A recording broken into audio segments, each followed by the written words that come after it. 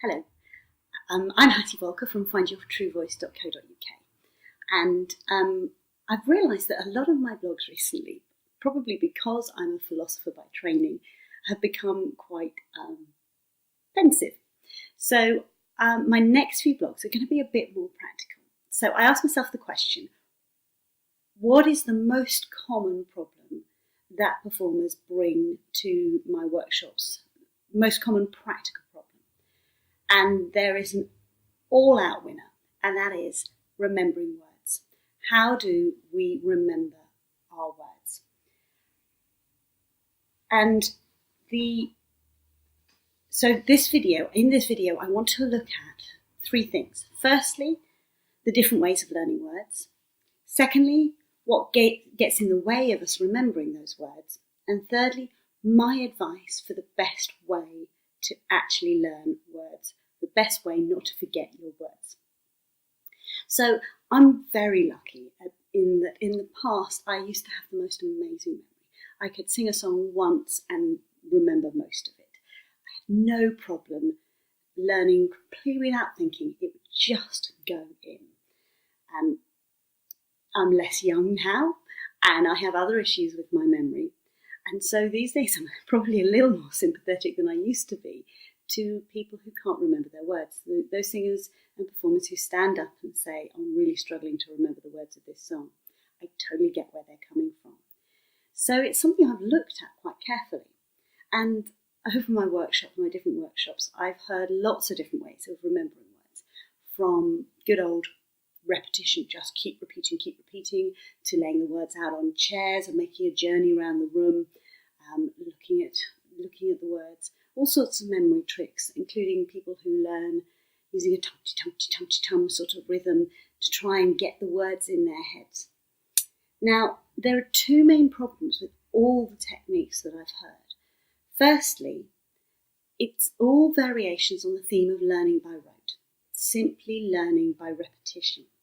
Now, there are huge advantages to learning by rote in different areas, and the most common advantage, the biggest advantage, is that the memory should be right at the forefront of the brain, really easy to access.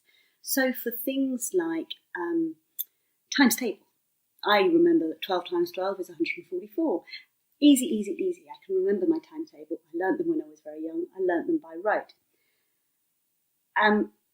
But the two main disadvantages is there are lots of things that can make it harder to learn by rote.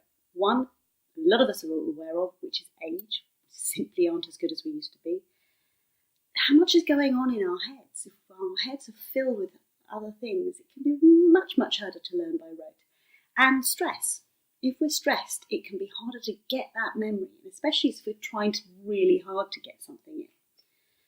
And the second main disadvantage is it's simply learning a pattern. And to hark back to my old way of learning, when I was learning without thinking, I was doing exactly that. I was learning without thinking. I was learning without meaning. So I could sing a beautiful Italian aria in perfect Italian. I was a great mimic and not know what any of the words meant, which didn't help with the other aspects of performing. And that meant if I didn't know what the meaning was, I couldn't mean what I said. So what is my advice for the best way of learning words and not forgetting the words? Well, there are reasons that we start to struggle learning by rote, or that we learn by rote, and I covered those earlier.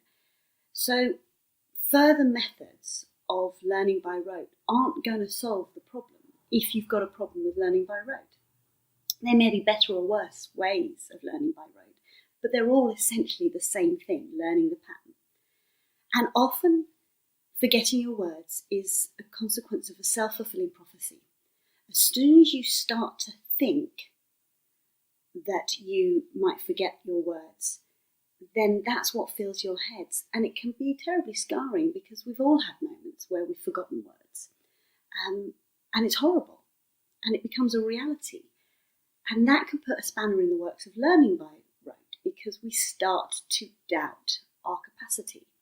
And as soon as we start to doubt our capacity, we engage our conscious mind, our executive function, to try and make sure we don't, and to try and work out and pull back that word. And that overrides what we're doing. It overrides us and our performance. And it overrides our subconscious in its flow of remembering the words. So that's why it's a self-fulfilling prophecy. As soon as we start to doubt our ability to remember the words, it gets in the way of us remembering the words. So what's my advice? Well, I'm afraid to say it's exactly what singing teachers, repetiteurs, accompanists and directors have been telling you forever. Learn the meaning. The meaning comes first. So not only learn the meaning, but learn by meaning. Every composer and librettist and writer has put a word there for a reason. They've put it against a note for a reason. They've made the note that length, that dynamic, with those notes and directions attached to it for a reason. It comes in a certain sequence for a reason. It's repeated slightly differently for a reason.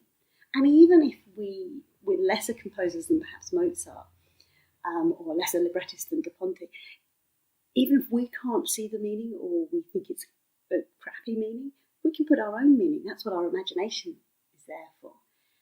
And we can apply our own meaning. And if we learn the meaning, then it's so much more about telling the story, communicating that meaning. And the next word in the sequence becomes not only obvious, but necessary. It's the only word that can be there because it's the only word that will express that meaning. In this way, not only are we more likely to remember the next word, but our focus remains on the whole point of us being there, which is to communicate to the audience, engage the audience, and pull the audience into what we're doing.